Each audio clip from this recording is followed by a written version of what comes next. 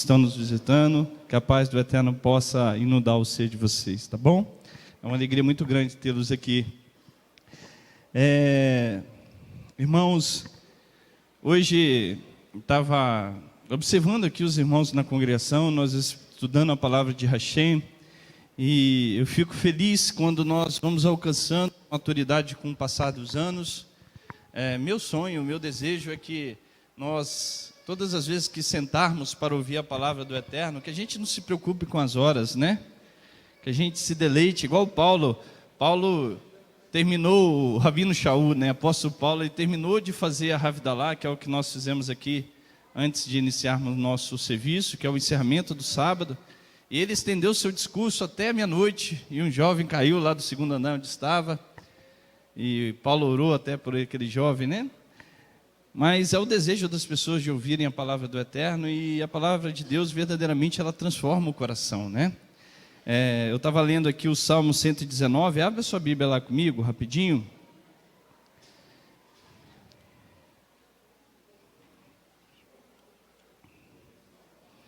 Eu imagino Yeshua no monte, Salmo 119, Yeshua no Monte das Oliveiras, ensinando o seu povo, o povo com pressa para ir embora, Yeshua ensinando acerca do reino, falando de palavras de vida, ensinando sobre a Torá, a santa Torá do Eterno, e o povo sedento, né? Alguns sedentos, hoje sedento por alimento, por coisas materiais, e não é diferente com a congregação. A congregação tem pessoas que têm sede pela palavra do Eterno, e tem pessoas que têm sede para ir embora pelo alimento físico, né? Mas o nosso desejo é que, e a nossa oração é para que a palavra do Eterno possa sarar o nosso corpo, sarar a nossa vida espiritual, e nos gerando no nosso coração o deleite e a bênção que é de estar na presença do Eterno, né? O salmista diz: uma coisa pedirei ao Senhor, que eu possa habitar em todo tempo em tua casa. Estar na casa do Eterno é um privilégio, né? Então, nós estamos aqui para aprender da sua palavra e compartilhar das suas bênçãos. O Salmo 119, Davi declara todo o seu amor pela palavra de Deus, e ele diz assim, felizes são aqueles cujo caminho da vida é irrepreensível, que vive pela Torá de Adonai, ou pela lei de Deus, como deve estar na sua Bíblia. Felizes são aqueles que observam a sua instrução, que a procura de todo o coração, não fazem nenhum mal, mas vivem por seus caminhos. Tu nos destes teus preceitos para que observássemos cuidadosamente, que meus caminhos sejam seguros, enquanto observo tuas leis. Então não serei envergonhado, pois fixei meu olhar em todos os teus mandamentos. Dou graças com o coração sincero, enquanto aprendo os teus justos mandamentos, observarei tuas leis, não me abandones completamente. Como pode um jovem manter puro o seu caminho, guardando de acordo com a tua palavra? Eu te procuro de todo o meu coração, não me deixes desviar dos teus mandamentos. Entesouro tua palavra em meu coração, para eu não pecar contra ti. Bendita és tu, Adonai, ensina-me as tuas leis, proclama a minha boca todos os teus mandamentos que tu promulgastes. Regozijo-me no caminho da tua instrução, mais do que qualquer tipo de riqueza. Meditarei em teus preceitos e conservarei meus olhos em teus caminhos. Encontrarei prazer em tuas leis e não me esquecerei da tua palavra. Que seja assim, né? Que nós viemos regozijar na instrução do Eterno, mais do que qualquer riqueza, mais do que qualquer coisa material, coisa passageira. Porque verdadeiramente buscais o reino dos céus e a sua justiça, e todas as coisas vos serão acrescentadas. Hoje nós vamos dar continuidade ao ensino muito bom que o nosso irmão Lucas deu hoje pela manhã. Nós vamos falar um pouquinho acerca da justiça. Eu já tinha preparado um pouco do estudo, e com o estudo de hoje da manhã parece que as portas foram se abrindo para compreensão ainda melhor, para compartilhar com vocês. E assim mesmo, né, nós vamos evoluindo com o passar do tempo, vamos evoluindo como ser humano. Eu sempre falo para os irmãos quando vêm aqui para a congregação, principalmente aqueles que estão nos visitando, que para aprender, às vezes, nós precisamos desaprender. Para aprender, às vezes, precisamos desaprender.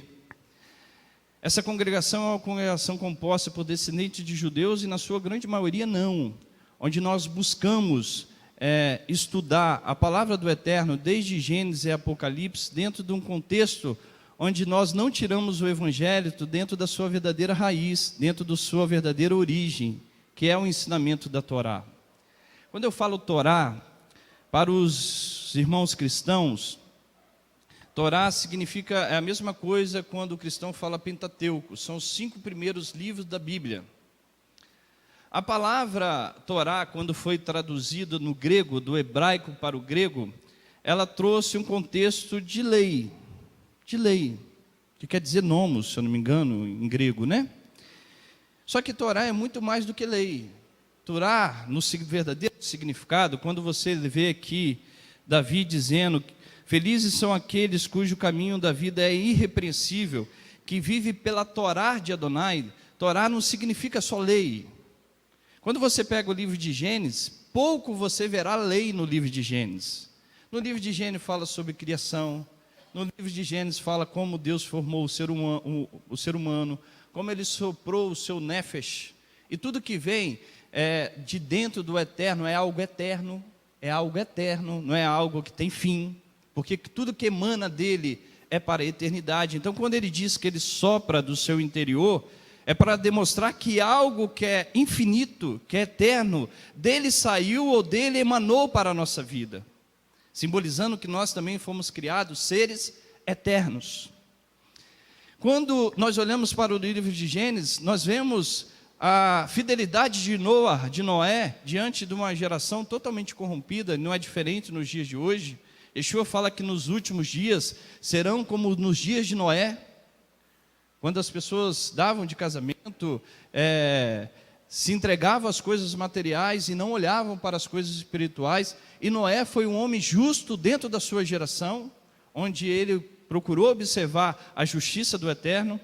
Nós vemos dentro do livro de Gênesis o chamado de Abraão, dizendo que o eterno chama ele para que ele saísse da sua terra idólatra e fosse para uma terra que ele mostraria, e que da descendência dele surgiria a nação de Israel, né? De Isaac, e assim Jacó, e assim os patriarcas da nação de Israel, que essa nação seria uma nação de Coraníes, de sacerdotes, que abençoaria toda a terra.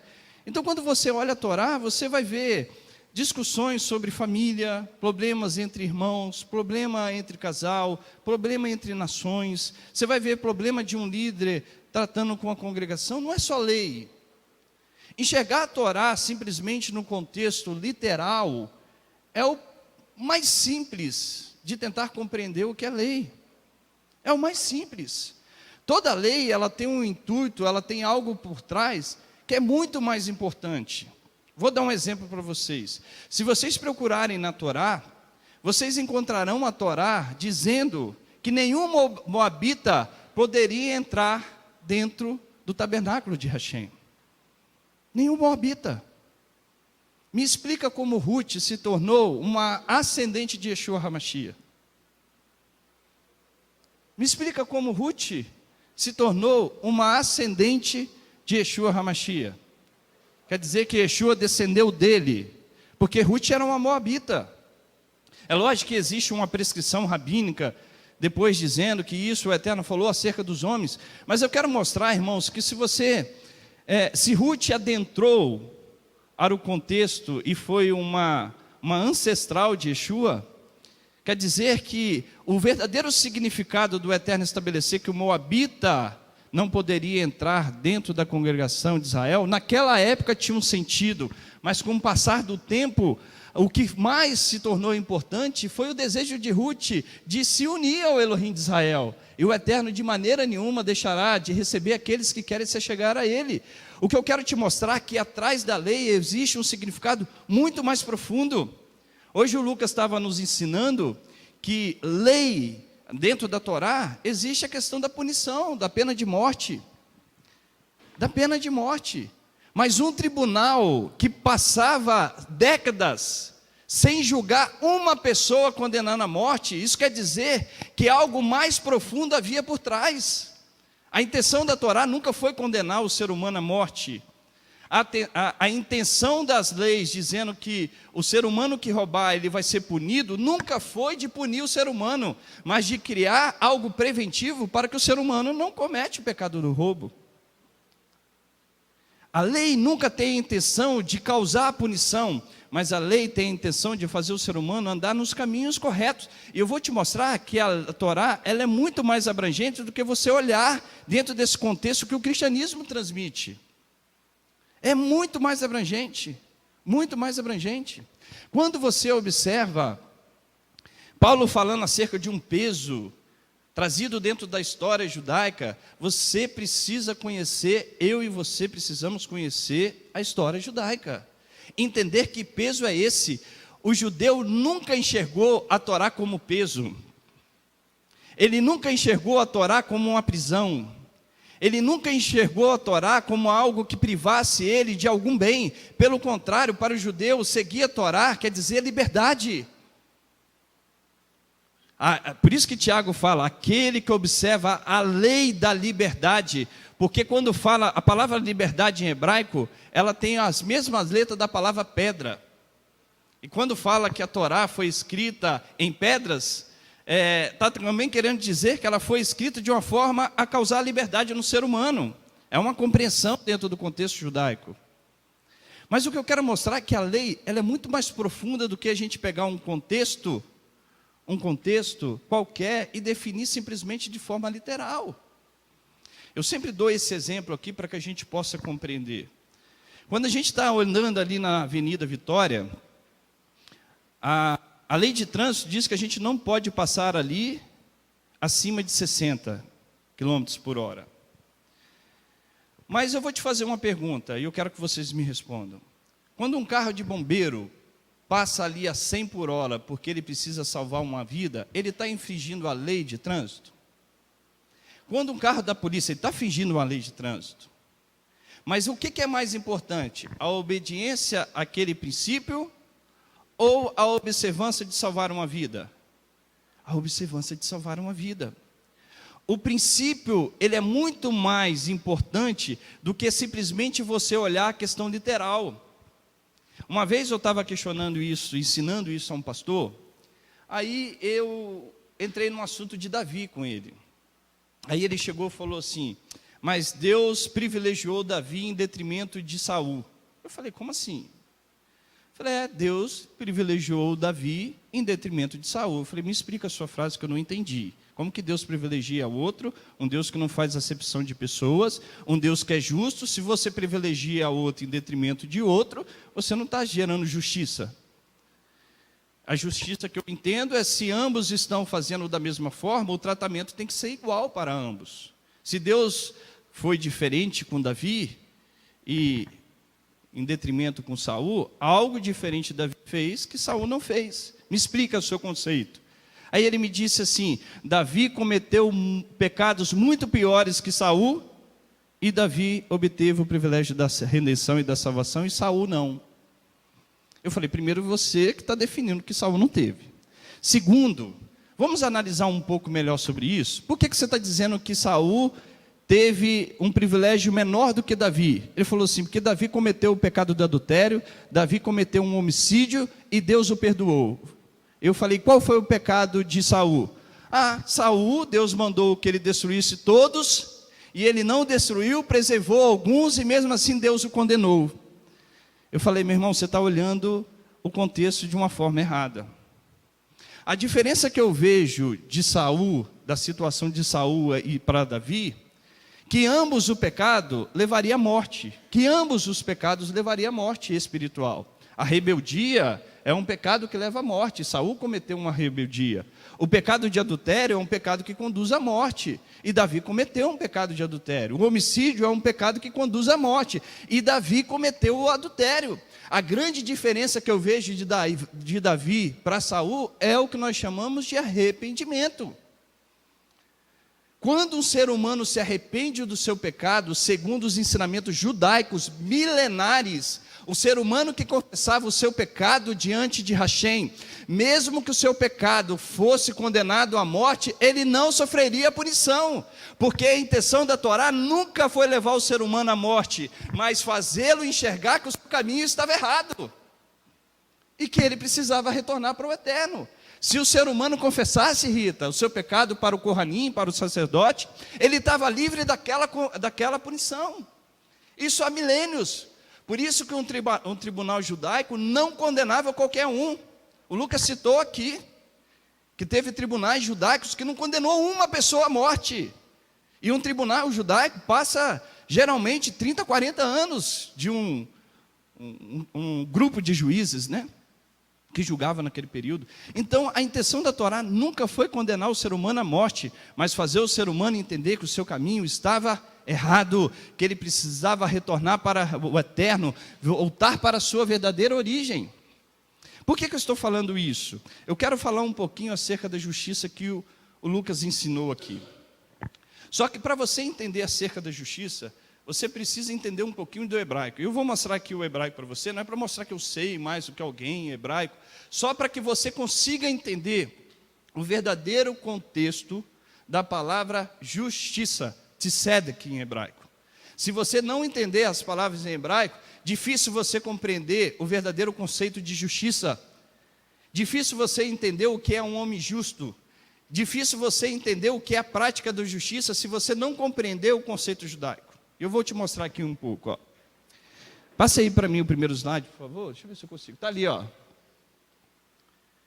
Aqui, ó. Esse texto, vai lá comigo em Levítico, em Deuteronômio. Foi a porção que nós estudamos nessa manhã. Está no livro de Deuteronômio. Esse livro em hebraico chama de Devarim. Vai lá comigo. Devarim capítulo 16, Deuteronômio capítulo 16.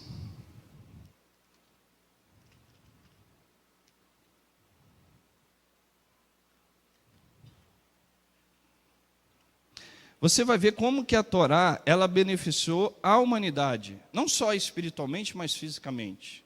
Olha que interessante que diz assim, ó, Deuteronômio capítulo 16, verso 18. Designe juízes e oficiais, algumas bíblias devem estar policiais, é o termo mais correto, né?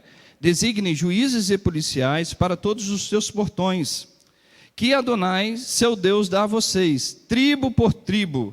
Eles devem julgar o povo com justiça. Não distorce a justiça, nem demonstre favoritismo. Não aceite o suborno, pois um presente cega os olhos do sábio e torce as palavras dos justos. Procurem a justiça, apenas ela, para que vivam e herdem a terra que Adonai, seu Elohim, dá a vocês. Não plantem nenhum tipo de árvore com o tipo de poste sagrado ao lado do altar de Adonai, seu Deus, que vocês construirão. Da mesma forma, não erijam nenhuma coisa, Adonai, seu Deus, odeia isso. Eu quero ler esse termo aqui que está dizendo assim, ó.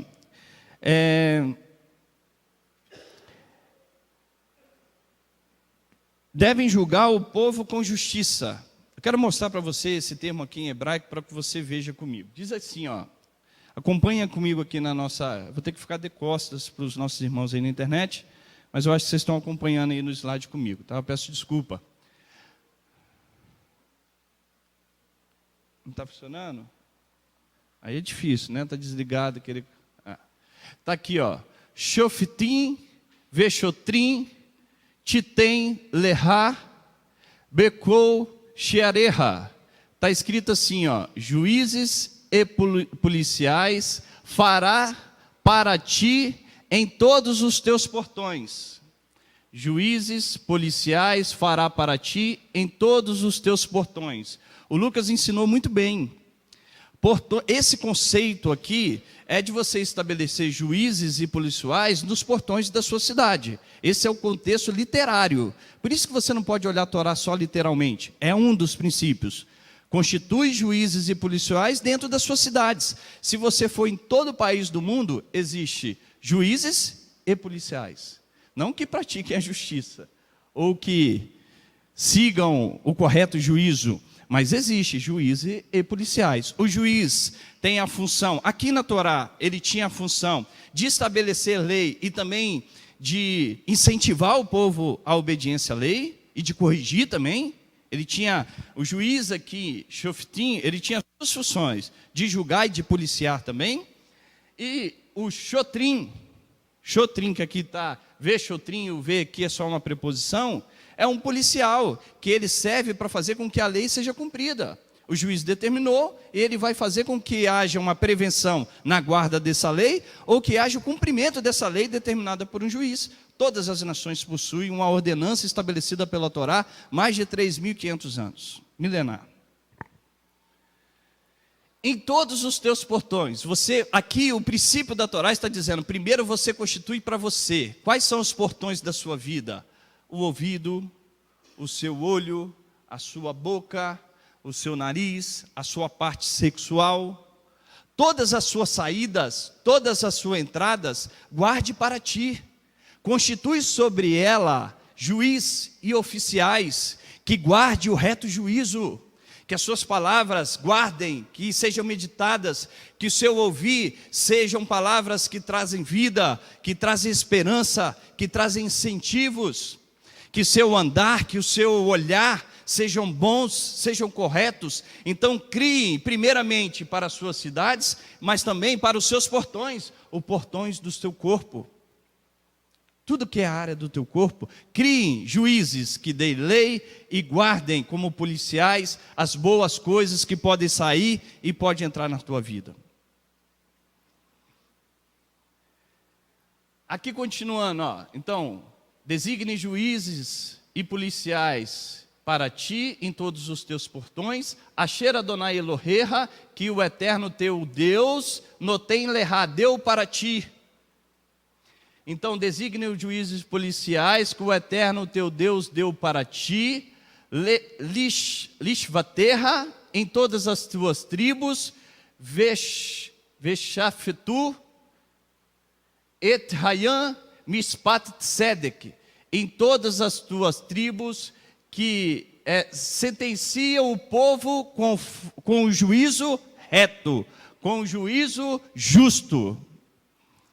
Então, designe juízes e policiais, que eles guardem os portões da cidade, você guarde os portões da saída do seu corpo, que esses juízes julguem as tribos, o povo, com mispat. Mispat quer dizer juízo, tzedek, justiça, com o juízo reto, com o juízo justo. Veja essa palavra aqui em hebraico, branco, tzedek. Existe 3 letrinhas. É o tzadik, o resh e aqui o kuf. Dalet, desculpa. Tzadik, dalet e kuf. 3 letrinhas. Vou passar aqui, O outro versículo que você acabou de ler aqui é o versículo 19. Diz assim, Lotater mispat, não torcerá o juízo. Então, depois que os juízes designarem, você não torcerá o juízo, não distorcerá, tá certo, né? Distorcerá o juízo. Aqui está faltando uma preposição. Velor taquim panim, não virará a face. Então você não vai torcer o juízo e não vai virar a face. Velor tikar shohat, você não aceitará suborno. Ki hashohat iever ienei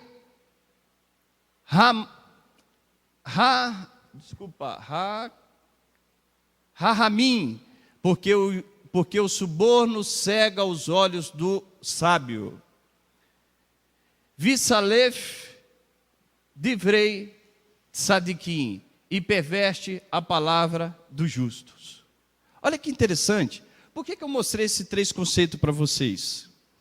Veja essa palavra aqui, tzadikim. Aqui está justos no plural. Justo no plural, tzadikim. Ela deriva da mesma palavra, a raiz etimológica dessa palavra aqui, justos, ela deriva da palavra tzedek. Perceba que as letras que compõem a palavra tzedek, o tzadik, o dalet, o kuf, A única letra que preenche a palavra tzadikim, que aqui está no plural, é a letra yud e a letra mem. Quando está no singular, justo, Tzadik. Só existe Yud. Yud é a primeira letra do tetagrama do nome de Deus. Mas perceba que essa palavra tzadikim, ela deriva da palavra tzedek. A raiz etimológica da palavra tzadikim, justos, deriva da palavra tzedek, que quer dizer justiça. Isso quer dizer que para um ser humano ser justo, ele precisa praticar o quê? A justiça. Não existe outro meio do ser humano ser considerado justo diante de Hashem, se ele não observar a justiça. Não existe outro meio. Não existe. Esses dias eu estava ensinando uma pessoa acerca desse tema. E ele chegou e falou assim: Francisco, e o ladrão da cruz? Eu cheguei para ele e falei assim: meu irmão, o ladrão da cruz não é um exemplo de salvação para mim. É um exemplo de arrependimento, pode até ser. Mas exemplo de ladrão da cruz não é exemplo de salvação para mim. Ele sempre será reconhecido como ladrão da cruz. Exemplo de salvação para mim é Abraão. Exemplo de salvação para mim é Paulo. Exemplo de salvação para mim é Pedro. Exemplo de salvação para mim é José. Exemplo de salvação para mim é Jacó. Exemplo de salvação para mim é Isaac. Por mais que eu acredito no arrependimento, e o arrependimento é um conceito estabelecido na Torá, que todo homem que verdadeiramente ou mulher que se arrepender dos seus pecados, Deus apaga as suas transgressões. Esse é um conceito da Torá, que foi ratificado pela Brit Hadashah, pelo Novo Testamento. Ele é verdadeiro, mas a vida desse homem, ladrão da cruz, não é um exemplo para mim. Não é. A gente tem que parar desse conceito de achar que nós não precisamos evoluir como ser humano. Tira isso da sua mentalidade. Eu estou falando evoluir espiritualmente, não estou falando evoluir por bens, não estou falando evoluir academicamente, que é importante, né? Academicamente. Não estou falando evoluir no contexto social, estou falando de evoluir no contexto espiritual. E eu não consigo encontrar outros meios de nós evoluirmos espiritualmente, a não ser dos meios espirituais que o Eterno nos deu, e a sua palavra é um caminho, não tem outro. Como Yeshua disse: Pai, santifica-os na tua verdade, a tua palavra é a verdade. Quando a gente olha a história de Yeshua e dos seus discípulos, você vai ver como que os discípulos foram evoluindo, Roberto. No final do ministério de Jesus, Yeshua chega para os seus discípulos e fala assim: eu não vos chamo mais de servos, eu vos chamo de amigos. Os discípulos evoluíram ou não evoluíram, Rutinha? Evoluíram. Saíram do patamar de Jacó para o patamar de Israel. Depois nós vamos aprender isso no outro dia. Saíram do patamar de servo para o patamar de amigo, porque a intimidade, um amigo, ele cria uma intimidade maior com o seu Senhor, com o seu mestre, e a obediência naquilo que o mestre foi fazendo e foi gerando, fez com que essa aproximação ocorresse. O que exige de nós o nosso mestre? O que exige de nós o nosso Messias? O nosso Messias exige que nós devemos buscar primeiro o reino dos céus e a sua justiça. Buscai primeiro o reino de Deus e todas as coisas vos serão acrescentadas. Aquele que tem os meus mandamentos e os guarda, este é o que me ama. Aquele que está vestindo uma pessoa que está nu, aquele que está dando o alimento, aquele que está com fome, aquele que está visitando alguém que está preso, este é o que me ama. Porque aquele que faz isso aos pequeninos meus, faz a mim. É o que exige o nosso mestre. Se nós queremos sair do patamar de servos e que sejamos no patamar de amigos, precisamos crescer como homens espirituais, homens que estudam a palavra, homens que não se preocupam simplesmente com as coisas materiais, que a Torá seja o deleite dele. Irmãos, nós temos tempo para tudo, menos para a oração e para a palavra de Hashem. Eu estou falando para a gente fazer introspecção em nossas vidas. Olha o que os rabinos ensinam, que isso é fundamental. Isso é fundamental. Nós questionamos a Deus porque nós passamos problemas, porque nós passamos dificuldades, porque nós não vemos os milagres como antes. No conceito judaico, todas as vezes que os milagres foram feitos, é porque os méritos daqueles que estavam recebendo os milagres estavam patentes. Por que Abraão recebeu o milagre quando ele tinha 100 anos? Porque ele aprendeu a doar até o seu filho. E você reparar e estudar a Torá, você vai ver que logo depois que Isaac, logo depois que ele faz o sinal da circuncisão, o Eterno faz com ele a aliança e concede a bênção de Isaac. E concede a bênção de Isaac. Os méritos de Abraão estavam subindo diante de Hashem. Você lembra que o nosso Mashiach diz que uma geração má e perversa me impede um sinal? Não vos será dado a não ser o sinal de Jonas. Ou seja, uma geração que não tinha méritos, querem milagres. Se nós queremos os milagres, se eu quero um milagre dos meus filhos, se eu quero um milagre na sua vida, se você quer, busque isso diante de Hashem. Aquele que pede, recebe, aquele que busca, encontra, aquele que bate, será aberta a porta. Nós precisamos nos entregar às coisas mais espirituais. Quando os rabinos falam por que aconteciam mais milagres no passado do que hoje, claramente eles dizem, no passado as pessoas eram mais espirituais. Se entregavam mais ao estudo da palavra de Hashem? Estudar é muito bom, é benéfico, faz você evoluir, faz nós entendermos que as coisas materiais são secundárias, que as coisas espirituais elas estão em primeiro lugar. Irmãos, isso não vem de uma forma a não ser exercitando todos os dias, aprendendo todos os dias. Você estuda meia hora, no outro dia você está estudando um pouco mais, depois aquilo vai te dando deleite, e você vai evoluindo, e você vai entendendo o quão é benéfico, o quão bom é. Por isso que Davi me fala aqui, nós lemos, tenho mais prazer nas tuas palavras do que em todas as riquezas, do que todo o ouro, do que toda a prata, porque ele entendeu aquilo que era de valor da sua vida. Se nós queremos sair do patamar de amigos para um patamar de servo para um patamar de amigos, precisamos evoluir. Quem é casado com Yeshua, levanta a mão. Ninguém é. Você é noivo e eu sou noivo. Não quero dar pegadinha não. Ninguém é, nós somos noivos. Noivo precisa sair de um patamar e ir para o outro. Noivo precisa sair de um patamar e esperar. Você sabe como é o casamento no conceito judaico? Não é igual ao nosso, aqui no estalar do dedo.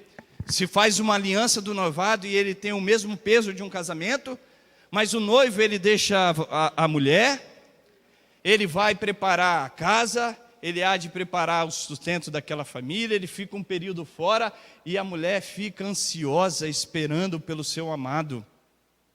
Ela fica se preparando espiritualmente, se santificando para que venha recebê-lo. Pergunto a nós estamos nos santificando com as palavras de vida que o nosso Mashiach nos ensinou, para quando ele vier, verdadeiramente viemos celebrar as bodas do Cordeiro? Verdadeiramente viemos sair do patamar de noivos para o patamar de casado? Não ache que isso não é o dia do que você aceitou o Senhor na tua vida, tá? O Senhor da tua vida, quando você aceitou, você assumiu uma aliança de compromisso com Ele.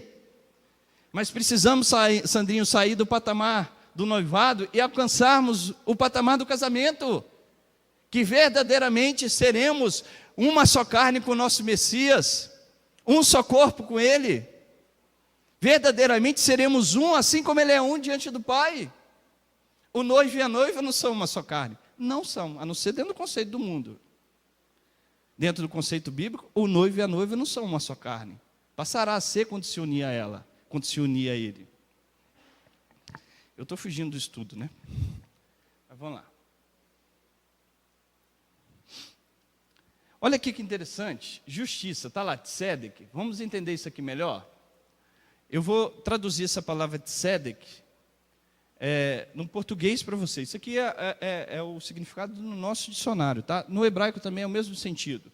Tzedek significa justiça, honestidade, razão, retidão. Retidão. Olha que interessante. Deixa eu ensinar outro conceito judaico e bíblico para você entender. A palavra Torá, ela significa instrução, significa ensino, pai. A palavra mitzvah, que significa mandamento, ela tem a mesma raiz etimológica da palavra em hebraico, que quer dizer apontar para o alvo. Apontar para o alvo. Quando você está cumprindo um mandamento, você está apontando para algo, para uma direção, no sentido de finalidade, não no sentido de fim, de conclusão, mas no sentido de finalidade de encontro. Quando você encontra lá João, se eu não me engano, dizendo que a Torá tem um fim, Yeshua HaMashiach, não é fim de interrupção, mas é fim de continuidade, de apontamento, de finalidade. Pois o objetivo da Torá é Yeshua. Por que Yeshua, ao falar dele, ele começava a ensinar desde Moisés aos profetas? Porque Moisés e os profetas sempre apontaram e apontarão a ele.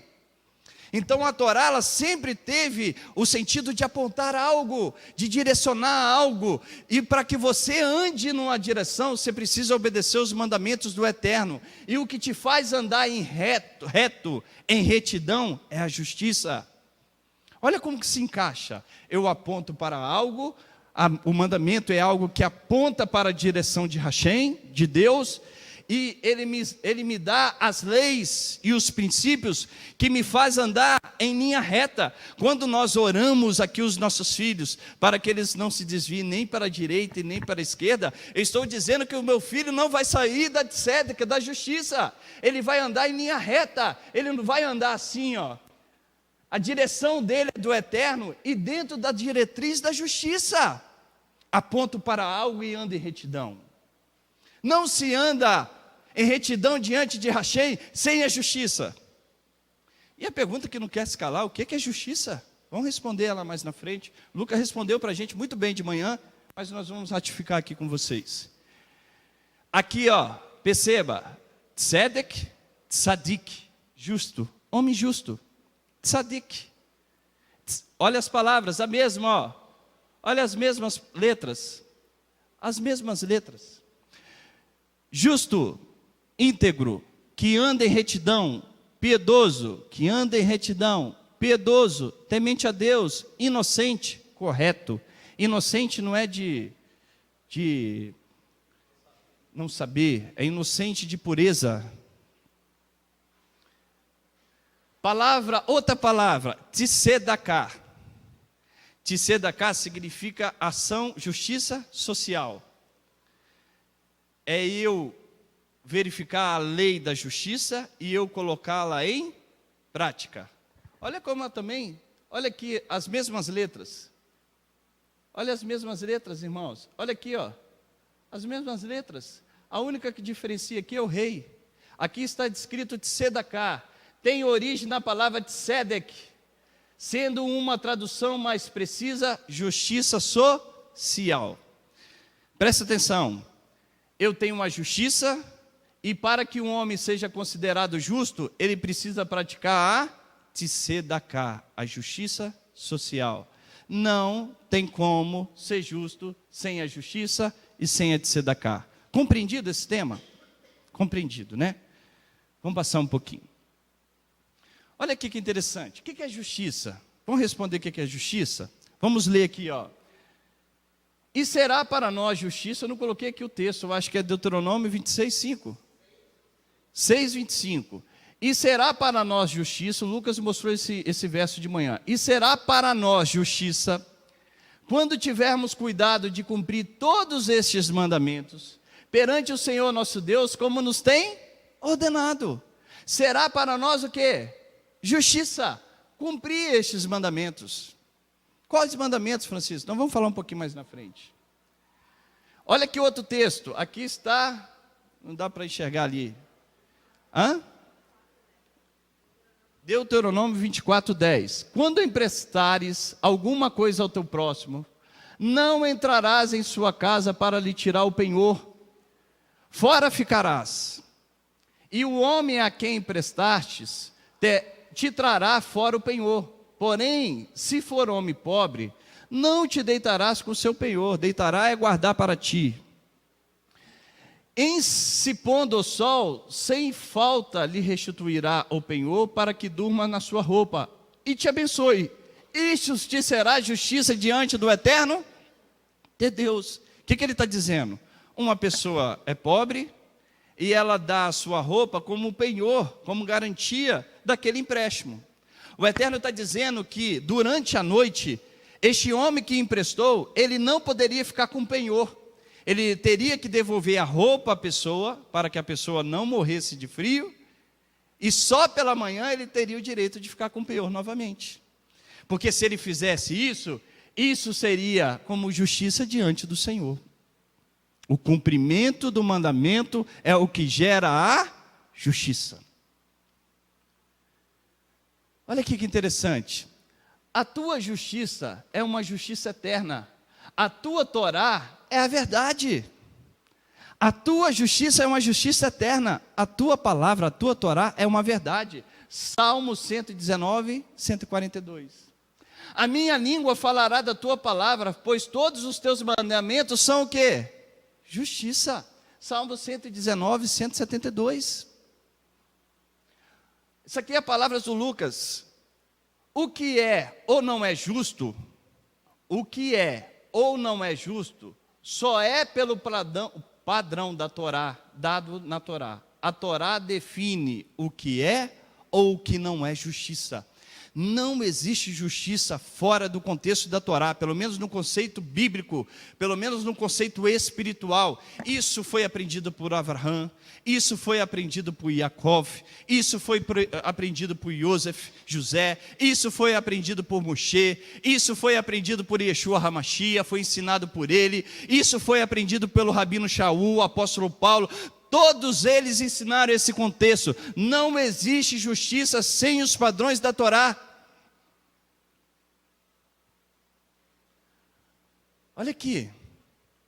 Todo mundo conhece esse salmo, né? Vão ler comigo? Vai lá e você, lá na sua Bíblia. Salmo 1. Salmo 1.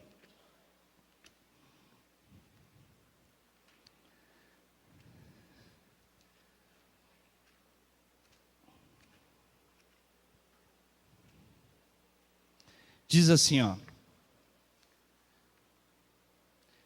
A minha Bíblia, eu vou ler aqui com vocês, mas eu quero que vocês olhem na sua Bíblia, parece que a gente presta atenção quando a Bíblia está próxima, né? Mas diz assim, ó.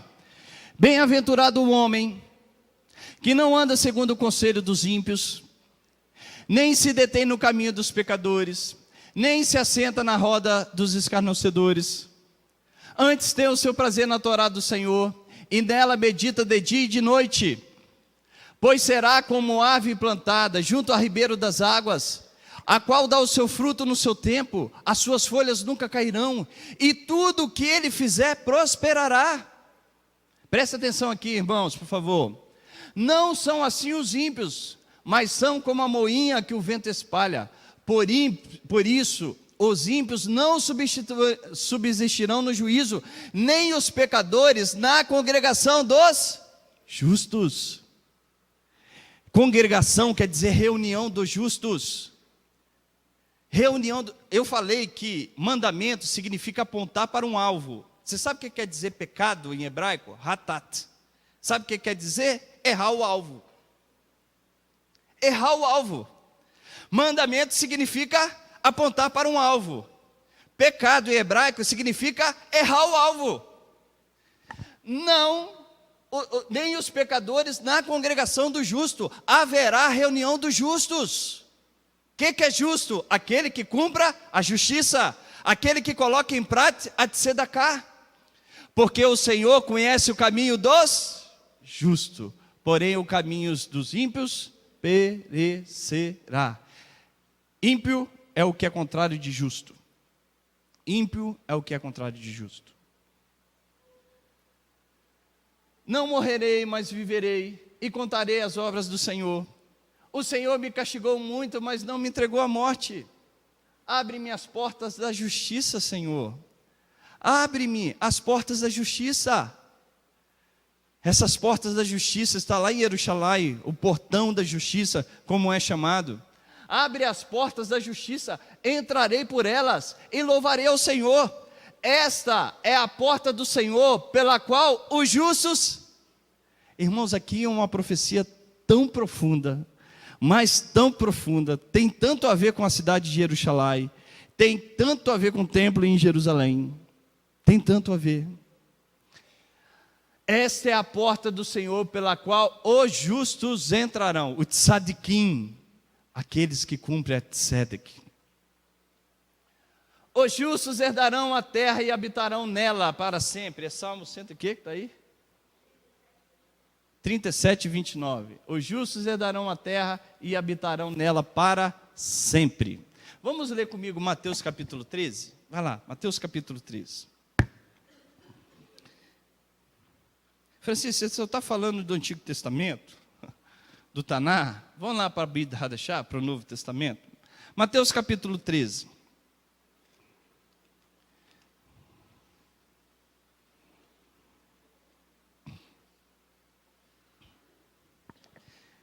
Verso 48, 43, não, deve ser o contrário, né? Então, deixa eu ver se é o 43, 48, até o 48. É isso mesmo, deixa eu ver. Não, deve ser 38, irmãos.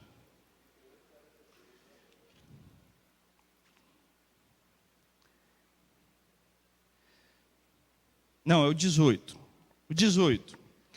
Presta a sua Bíblia aí, Roberto, porque a minha tradução aqui, Mateus 13, 18 ao 43, diz assim, ó: Escutai-vos, pois, a parábola do semeador. Ouvindo alguém a palavra do reino, e não entendendo, vem o maligno e arrebata o que lhe foi semeado no coração. Este é o que foi semeado à beira do caminho. Porém, o que foi semeado em um terreno pedregoso é o que ouve a palavra e a recebe imediatamente com alegria, mas não tem raiz em si mesmo.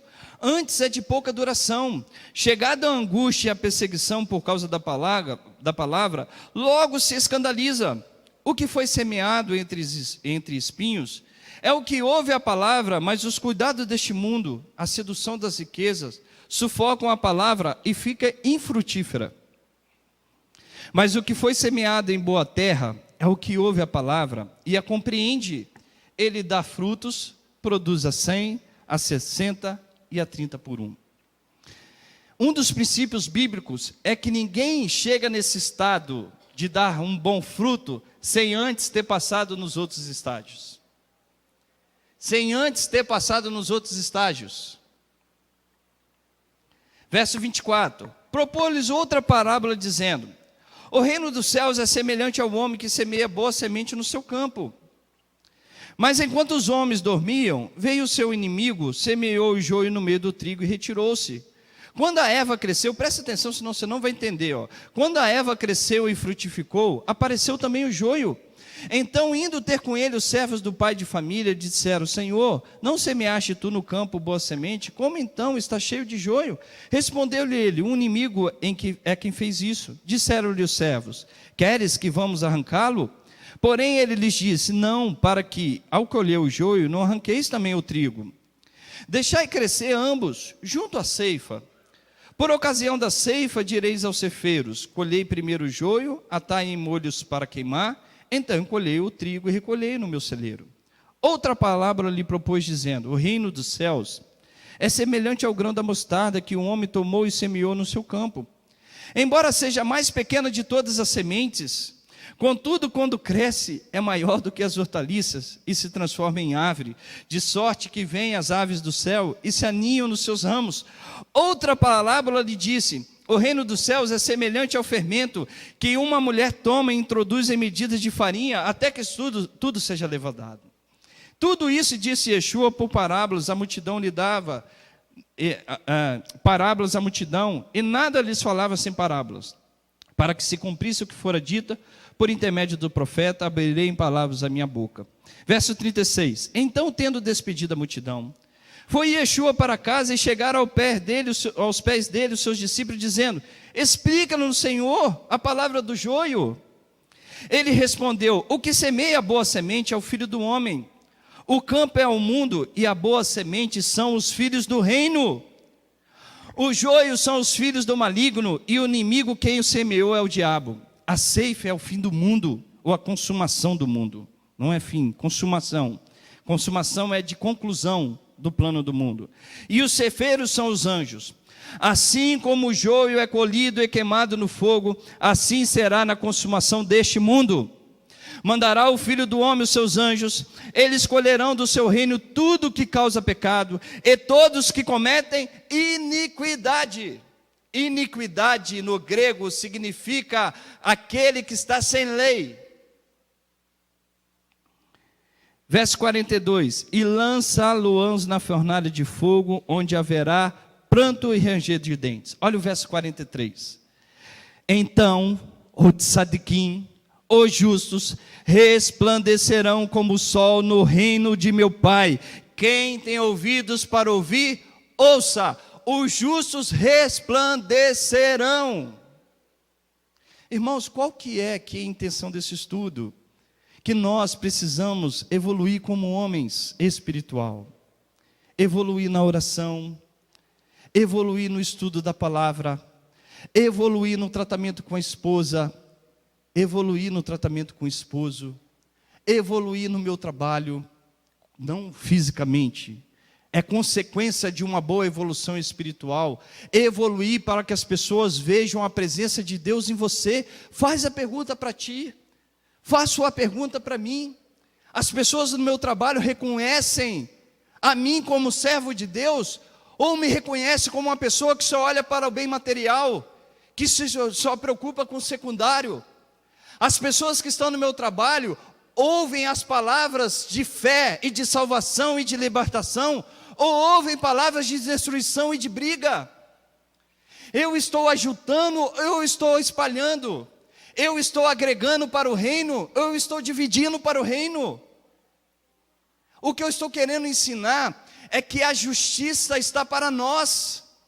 Se nós queremos nos aliar ao nosso Mashiach, num casamento verdadeiro, e sermos uma só carne com Ele, precisamos deixar morrer a nossa natureza carnal, e não existe outra coisa, a não ser a palavra de Hashem, a não ser continuar servindo, a não ser não olhar para trás, a não ser não desistir de servi-lo, a não ser, Carlinho, de deixar falar, Senhor, eu sei o que eu sou, mas eu quero te servir com o meu coração, eu quero te amar, eu quero ter a mulher do meu lado, eu quero ter meus filhos aqui sendo abençoados por ti, sentando à mesa, respeitando os pais, vendo a bênção de Deus sobre eles. Eu, como um sacerdote, quantas vezes você orou e abençoou o teu filho?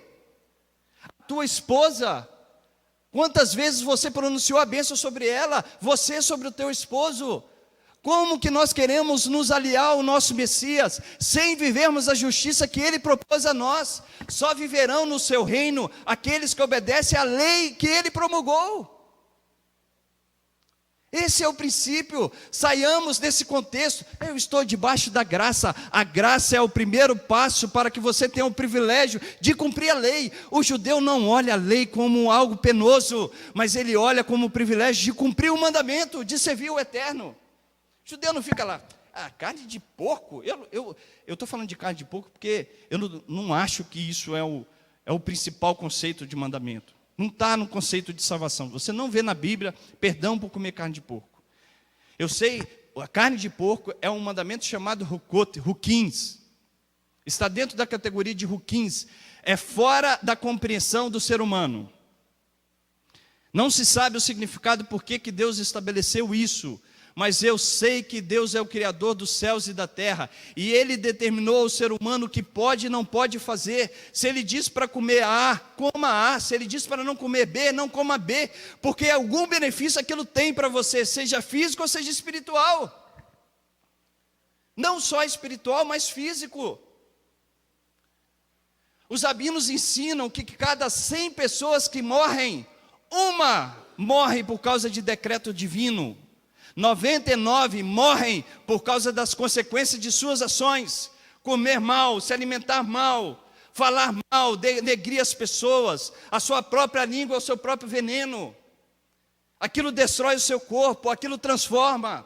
Aquilo que nós sentimos espiritualmente é o que nós falamos. Provérbio diz que as saídas da vida estão no coração. Quando você está enfermo, o teu espírito sente.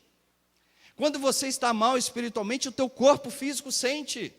Você lembra que eu ensinei na semana retrasada que antigamente os homens viviam até 1000 anos, porque a presença do Eterno era mais constante. Quando o pecado foi se abundando na terra, Deus estabeleceu assim: má é a inclinação do homem desde a sua meninice. Não viverá mais do que 120 anos. Não viverá mais do que 120 anos. Quanto mais o pecado nós afundamos nele, mais o nosso corpo físico sente. Então, quando Deus te dá um mandamento de obedecer a algo, o judeu não fica falando: eu vou obedecer, é um privilégio. Tem uma bênção no Sidu que diz que o judeu fala assim: bendito sejas tu, eterno nosso Elohim, que não me fez mulher. Aí as feministas: que preconceito, que machista. Você sabe qual que é o conceito disso? Não é denegrir a mulher, porque para o homem existe mais mandamentos do que para a mulher, e para o judeu isso é um privilégio. Então ele agradece a Deus por ser homem e ter a oportunidade de servi-lo mais, de obedecer mais as mitzvot, os mandamentos. Para ele é um privilégio, não é um questionário, não é ficar falando assim: carninha, estou falando disso, irmãos, isso para mim é o menos importante, tá? É o menos importante, embora é importante, mas é o menos importante. Só um exemplo, né? Que a gente questiona demais o Eterno. Eu me perdi onde eu estava. Mas a justiça, o que eu quero incentivar, nós precisamos estudar mais a palavra do Eterno. Precisamos ter mais prazer, e esse prazer não vem sem estudo da palavra, não vem sem oração diária.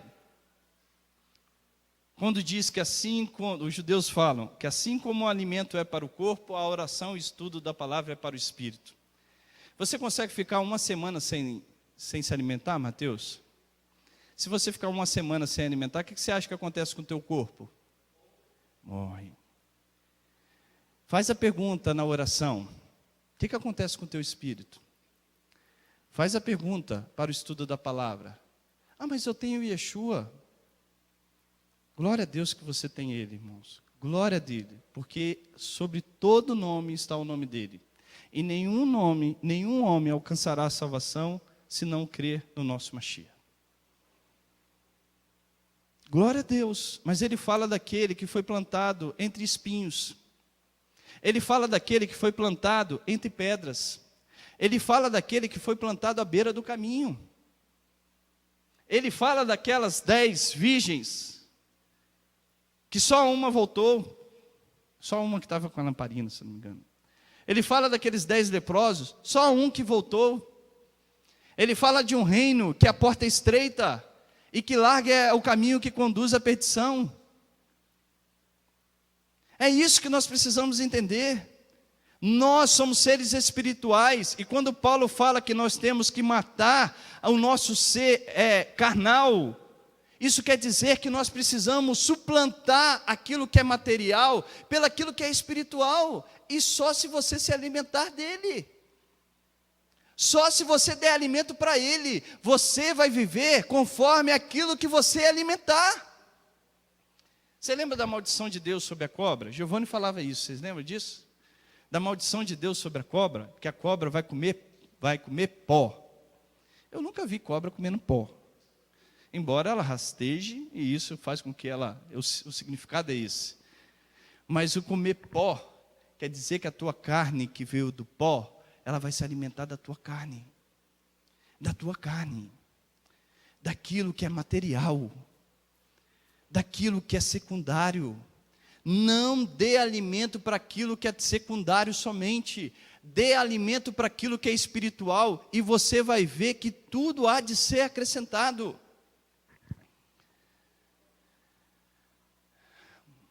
Marcos 12, 28 e 34. Já estou acabando daqui 15 minutos. Eu vou fazer igual o slide do Lucas, né? Como que é que você colocou lá? No slide?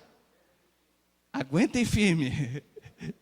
Aguentem firme. Aproximou-lhe dele um dos escribas que o tinha ouvido disputar.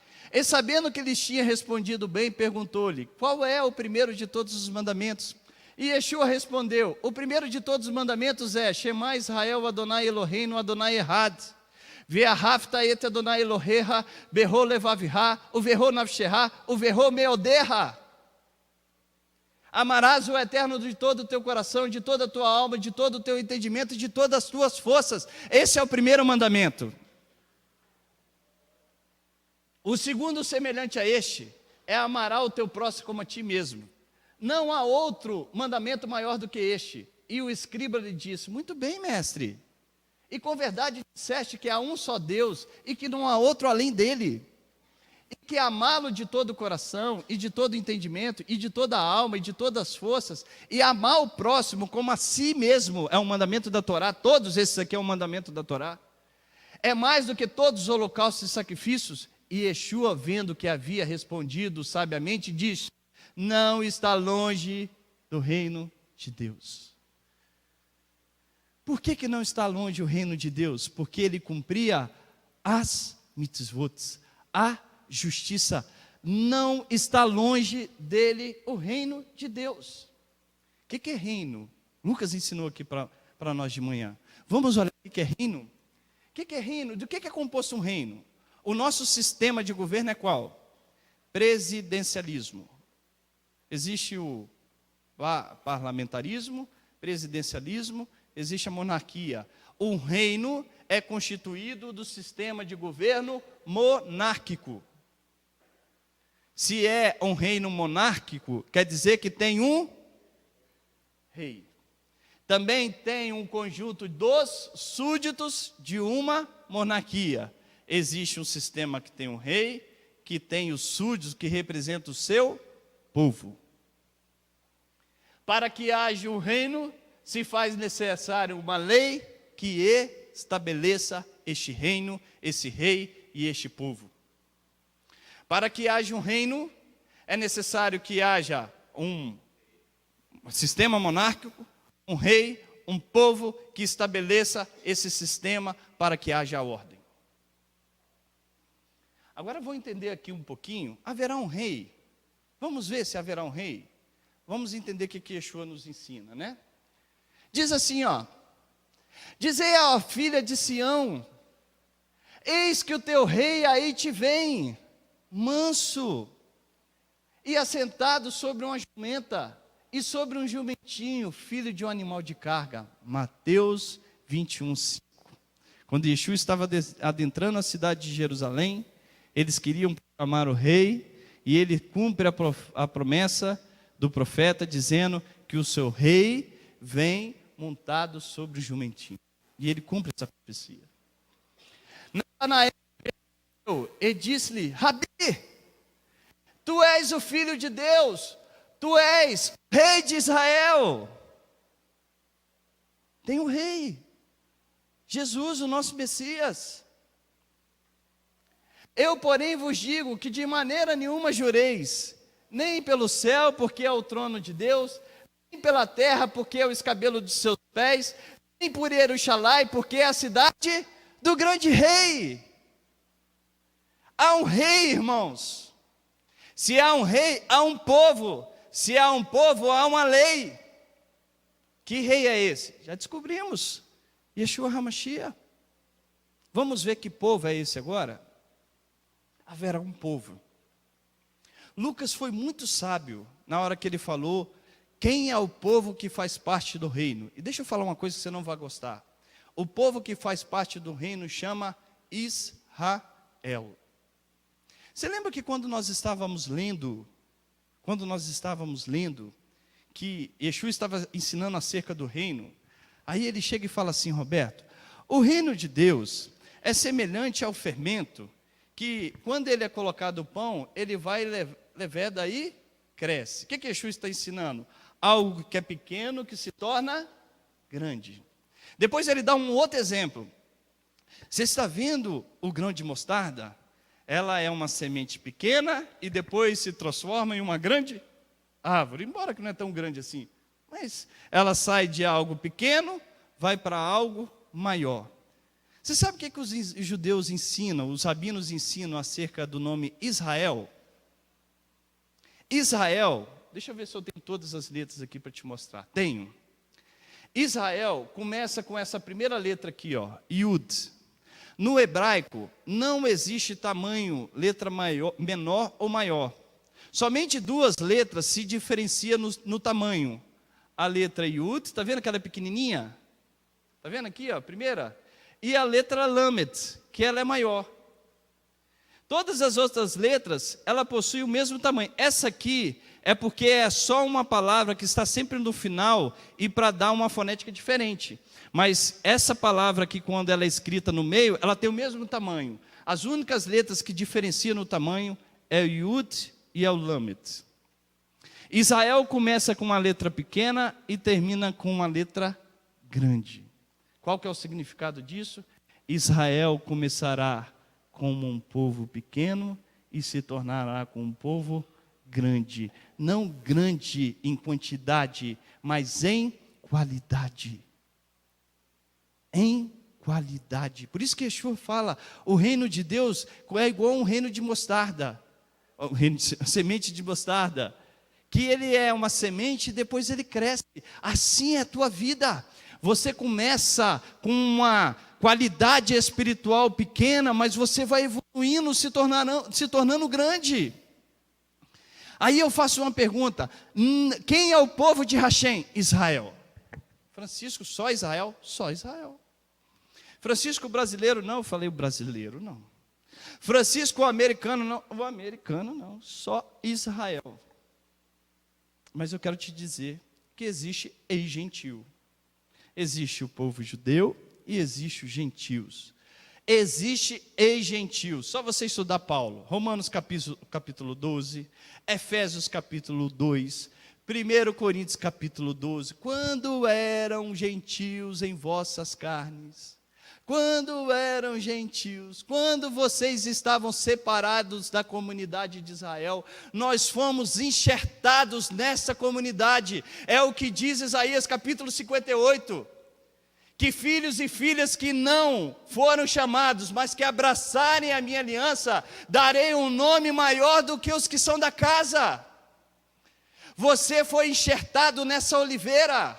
Você foi enxertado nessa casa. Você lembra daquela mulher cananeia? Que ela fala: Senhor, cura minha filha. Ela está terrivelmente endemoniada. Yeshua fala: minha filha, eu não vim senão para as ovelhas perdidas da casa de Israel. Só para a casa de Israel. E Yeshua, irmãos, não é igual a mim, a você, político para agradar. Ele era sincero. Eu vim senão para as ovelhas perdidas da casa de Israel. E ela olhou e falou assim: mas Senhor, até os cachorrinhos comem das migalhas que caem da mesa dos seus senhores. Essa mulher se coloca em posição inferior, mas ela se coloca dentro da casa. Um animal de estimação é o da casa ou não é? É da casa. Ele é participante. Quando ela diz essa frase, ela se insere na casa. E quando ela se insere na casa, aí Yeshua age. Vai, filha, e seja feita como a tua fé. Ela se inseriu na casa de Israel. Não existe, você sabe onde que vem a palavra reino? Não é no Novo Testamento. Não é no Novo Testamento. A primeira vez que a palavra reino surge na Bíblia é no livro de Shemot, no livro de Gênesis, capítulo 15. Foi quando Deus destruiu os egípcios, Faraó e todo o seu exército no mar, e Moisés faz um cântico. Ele faz aquele cântico lindo, exaltando o nome do Eterno. Exaltando o nome do Eterno. E lá, no verso 18, ele diz assim: o Eterno reinará, eterna e perpetuamente. Reinará. A segunda vez que aparece a palavra reino é alguns capítulos depois. Lá em Êxodo, capítulo 19, que diz assim, ó: e vós me serei para mim. Pode abrir sua Bíblia, abre a sua Bíblia. Êxodo 19, verso 6. E vós me sereis um reino de sacerdotes. Sacerdotes. Reino de sacerdotes. O que é o papel do sacerdote? Ensinar os caminhos do Eterno. É a primeira vez que a palavra reino aparece, quando Deus fala para a nação de Israel: e vós me serei para mim reino sacerdotal e nação santa. São essas as palavras que falará aos filhos de Israel. Reino. Se você quer fazer parte do reino, se una. Se una. Una espiritualmente. Não estou falando de morar. Minha mãe morre do coração quando eu falo isso. Ela, meu filho, para com essa história. Estou falando espiritualmente. Espiritualmente. João capítulo 10, fala comigo. Olha que interessante. Vamos entender esse texto. Eu vou pular um pouquinho mais no final, porque senão já passei os 15 minutos que eu tinha dito. Aprendi a ser tão sucinto igual o Lucas, assim. Certinho, ele botou o slide lá que dizia, fique firme, meio-dia certinho. João capítulo 10. Deixa eu pular um pouquinho, senão eu vou ler muito. Diz assim, ó. Verso 11. Eu sou o bom pastor. O bom pastor dá a sua vida pelas ovelhas. O mercenário, a quem não pertence as ovelhas, não é o pastor. De modo que quando vir o lobo, deixa as ovelhas e foge. Então o lobo ataca o rebanho e dispersa as ovelhas. O mercenário foge porque é mercenário e não tem cuidado com as ovelhas. Eu sou o pastor. Eu conheço as minhas ovelhas. O meu povo, é o que ele está dizendo, né? E as minhas ovelhas me conhecem. Assim como o Pai me conhece, também eu conheço o Pai e dou a minha vida por elas. Ainda tenho outras ovelhas que não são deste aprisco. Ainda tenho outras ovelhas que não são desse aprisco. A mim me convém agregá-las também. Elas também ouvirão a minha voz e haverá um só rebanho e um só pastor. Que aprisco é esse? Que aprisco é esse? A nação de Israel. Ainda tenho ovelhas que não são desta casa, que não faz parte desse povo, mas convém a mim agregá-las, para que elas também sejam direcionadas por esse rei, e que haja um só rebanho e um só pastor. Um só pastor. Haverá uma lei. Aqui eu não preciso nem ir muito longe, né? Olha Yeshua HaMashiach. Vamos ler? Jesus, o nosso Messias. Não cuideis que vim destruir a Torá, ou os profetas. Não vim para anulá-la, mas para cumprir. Porque em verdade vos digo que até que o céu e a terra passem, nem o jota ou um tio jamais passará da Torá, sem que tudo seja cumprido. Qualquer, pois, que violar um destes mandamentos, que é do meu reino, por menor que seja, assim ensinar aos homens, será chamado menor no reino dos céus. Aquele, porém, que os cumprir, ensinar, será chamado grande no reino do... Por isso que eu falei que o ladrão da cruz não é exemplo. Eu acredito que ele vai estar nesse reino. Eu acredito que ele foi ajuntado nesse aprisco. Mas por que eu quero ser chamado menor no reino? Não é uma questão de querer ser maior do que alguém. Aqui está querendo dizer de recompensa espiritual. Aquele que cumprir estes mandamentos. Que mandamento é esse, irmãos? Que mandamento é esse? Se não havia Novo Testamento, quando Yeshua estava falando, ele estava concretizando o Novo Testamento. A primeira carta foi escrita 10 anos depois da morte de Yeshua. Que mandamento é esse? Os judeus que estavam ouvindo sabiam muito bem que ele estava falando da Torá. Não penseis que vim destruir a Torá, os profetas. Aquele, pois, que violar um destes mandamentos, será chamado o menor no reino dos céus. De Deus, né? Lucas ensinou de manhã. Porém, o que cumprir e ensinar será chamado grande no reino dos céus. Se você não gosta de Torá, saiba que no reino de Deus, você estudará ela o tempo todo. Viverá ela o tempo todo. Guardará o Shabat o tempo todo. Ainda resta um Shabat para um povo de Deus. Um Shabat eterno. O Shabat é uma profecia de algo que nós viveremos a eternidade. É um pouquinho do mundo vindouro que esperamos. Sai desse paganismo de Roma, que te ensinou a celebrar o domingo. O domingo é um dia do Senhor, a segunda é um dia do Senhor, mas o Shabat é o dia da santificação. Essa incoerência que não faz sentido. E Yeshua é o Senhor de que dia? Do Shabat. do Shabat. Não existe aqui condenação, mas existe um princípio de se voltar para a palavra de Hashem. E para concluir aqui, eu mostrei tzedek, justiça, honestidade, tzadik, justo, íntegro, que anda em retidão. Tzedaká tem origem na palavra tzedek, sendo uma tradução mais precisa da justiça social. E para finalizar, justiça social, vamos explicar isso aqui na Torá. Eu quero ler um texto.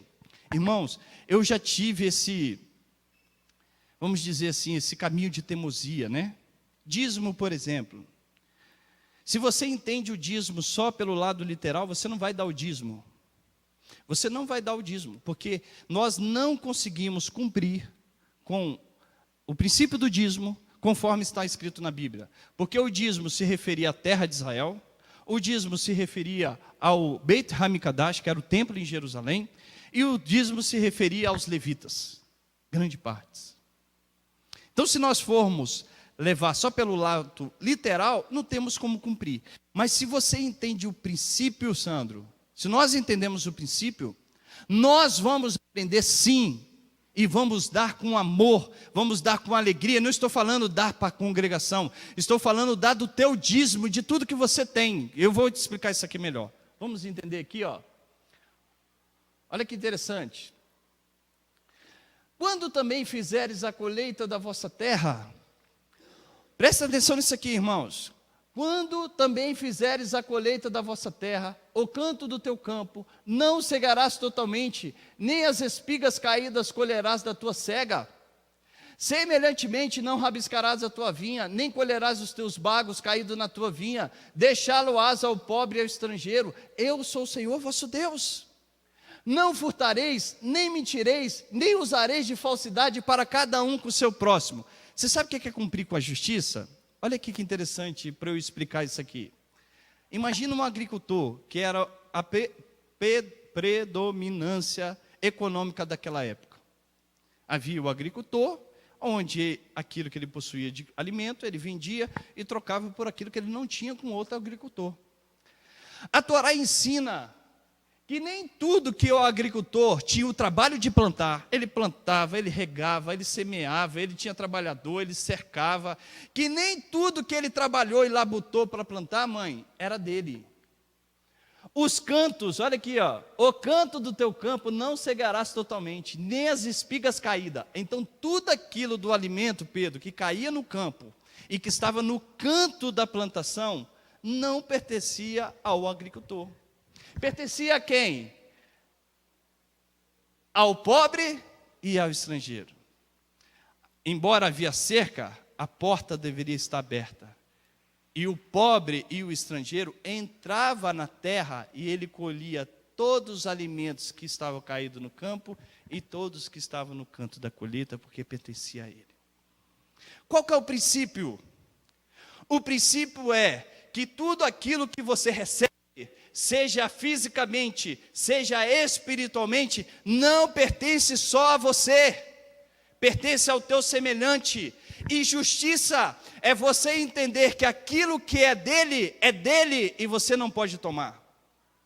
Quer um exemplo melhor? Se esse dono da colheita pegasse do canto da colheita e dos frutos que caíssem do campo, ele deixaria de cumprir a justiça, e ele deixaria de ser um justo, e ele não entraria no reino dos justos. Agora o homem que deixa o canto da colheita e deixa os alimentos caídos no campo, ele cumpre a justiça.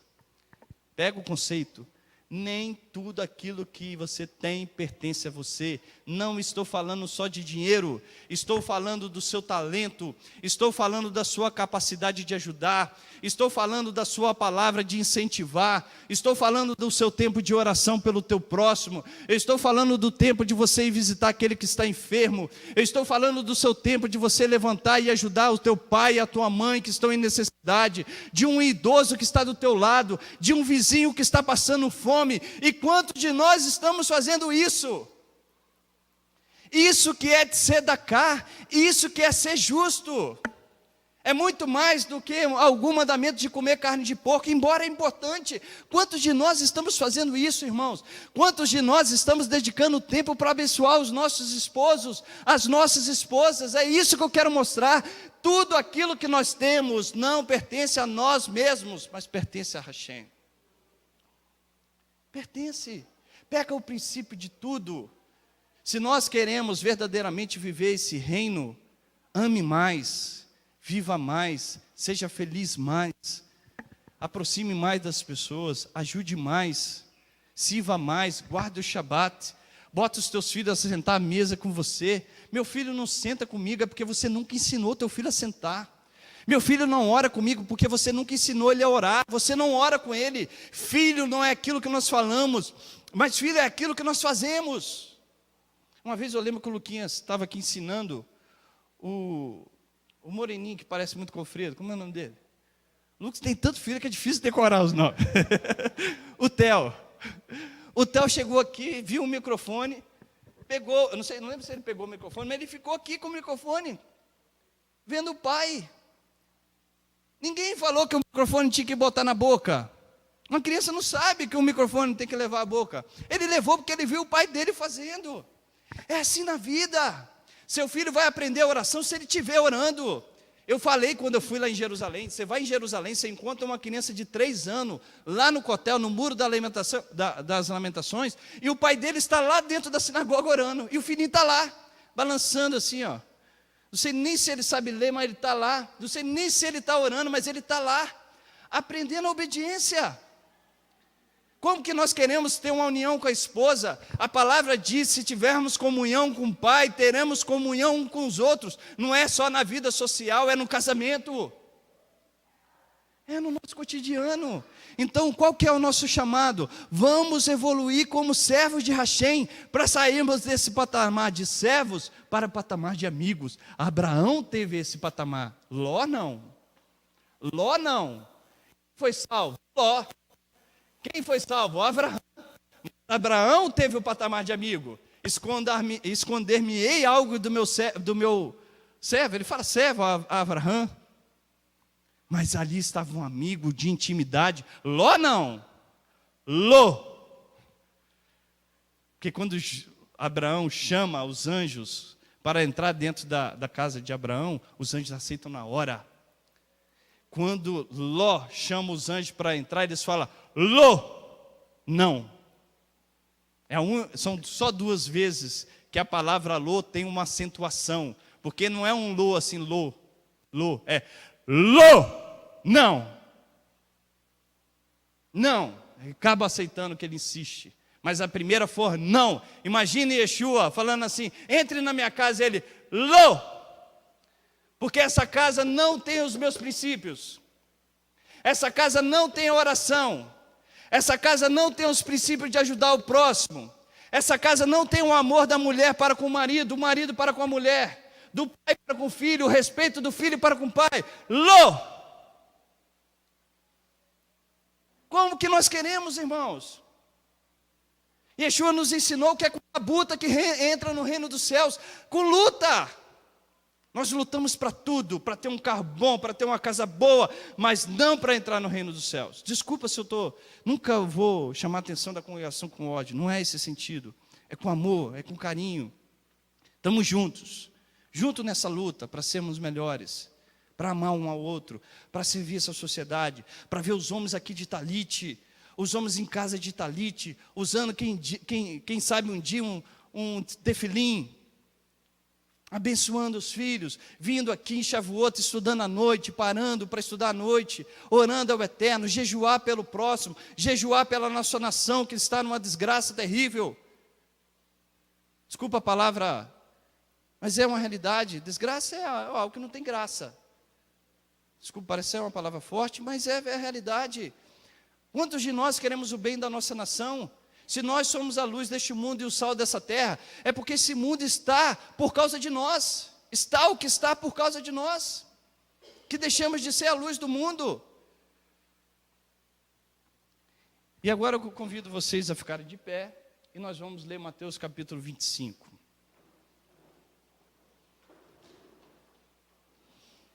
olha lá, se eu não cumprir a hora.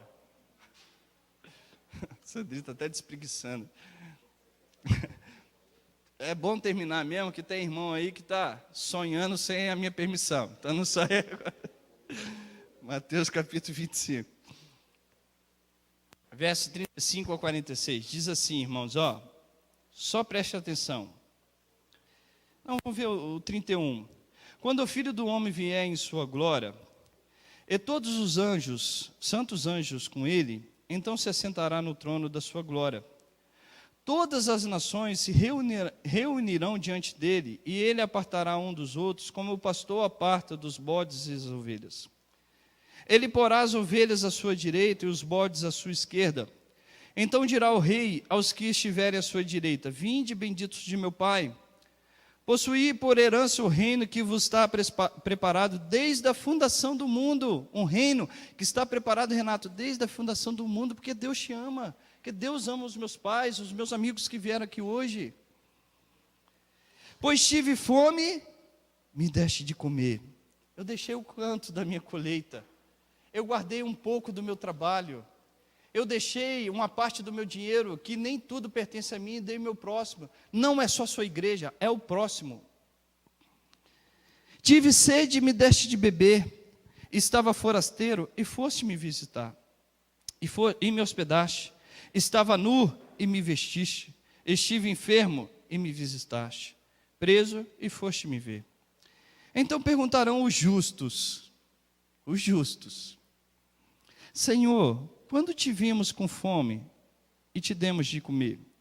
Ou como e com sede e te demos de beber? E quando te vimos forasteiro e te hospedamos? Ou nu e te servimos e te vestimos?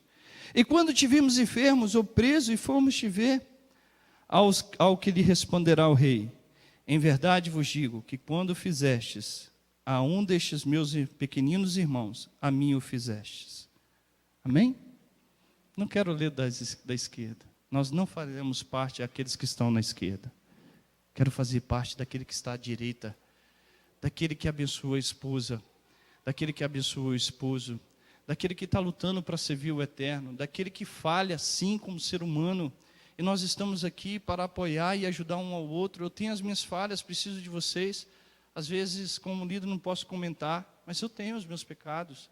Mas nós estamos aqui para servir um ao outro.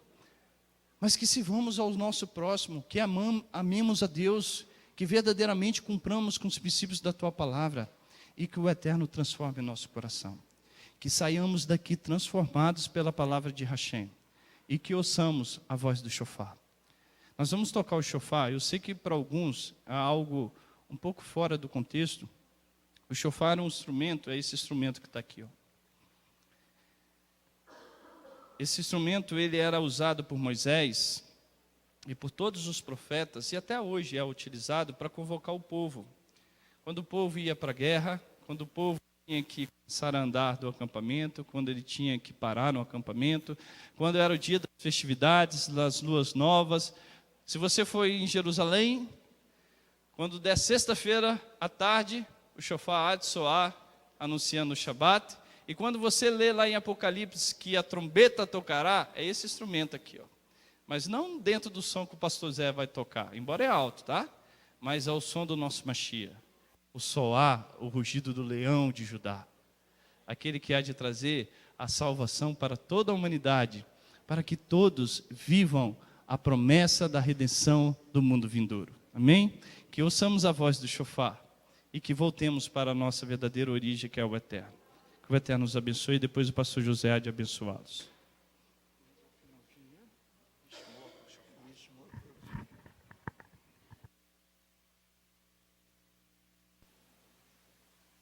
Amém. Vamos tocar o shofar, e como eu costumo dizer, vou tocá-lo. Ele tem o propósito de ouvirmos o som do shofar para nos despertarmos espiritualmente, um despertar espiritual, né? E isso é muito bom, porque nós temos esse ciclo para nos lembrar de que estamos nos aproximando de Rosh Hashanah, o Ano Novo Judaico, e também de Yom Kippur. E a gente passa dias e mais dias fazendo tantas coisas e nos esquecemos. Não podemos nos esquecer que somos pecadores. Tá certo? É que precisamos confessar diante do Criador os nossos pecados. Então, eu vou tocar o shofar, e se você não ouvir, fale em particular comigo, que eu vou tocar bem pertinho do seu ouvido. E com certeza você vai despertar hoje. Amém? Que o Eterno nos abençoe. Finalzinho. Baruch atah Adonai Eloheinu melech haolam shekideshanu b'mitzvotav v'tzivanu a lishmor kol shofar. Amém? Bendito sejas tu, Eterno, nosso Deus, Rei do Universo, que nos fica com os teus mandamentos e nos ordena o som do shofar. Que o Senhor, nesta hora, Adonai, quando ouvirmos o som do shofar, venha nos despertar em tua presença. E que nós não venhamos nos esquecer e nem aceitar as coisas como comuns, como natural, no mundo em que vivemos, mas que venhamos a nos despertar de forma que venhamos a ser elevados às maiores alturas, como o Senhor deseja para cada um de nós. Em nome de Yeshua. Amém. Durante esse período não se toca os tequiá, shevarim e teruá. Tá certo? Como é tocado em Yom Kippur. Então eu vou fazer a toca.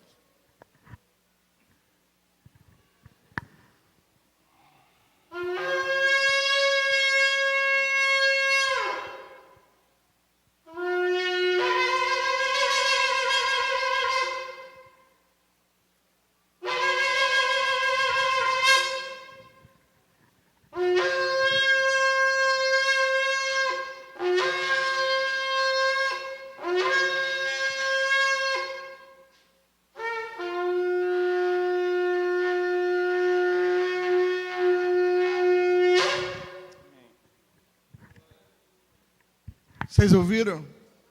Glória a Deus, todo mundo ouviu. Vamos abençoá-los. Yevarechecha Adonai vishmerecha, Yair Adonai panavelecha vihunika, Yisa Adonai panavelecha viasem lecha shalom, Bishem Yeshua HaMashiach. Que o Eterno te abençoe e te guarde, que o Eterno faça resplandecer o seu rosto sobre ti e tenha misericórdia de ti. Que o Eterno sobre ti levante o seu rosto e te dê a paz em nome de Yeshua. Shavuot Tov para todos.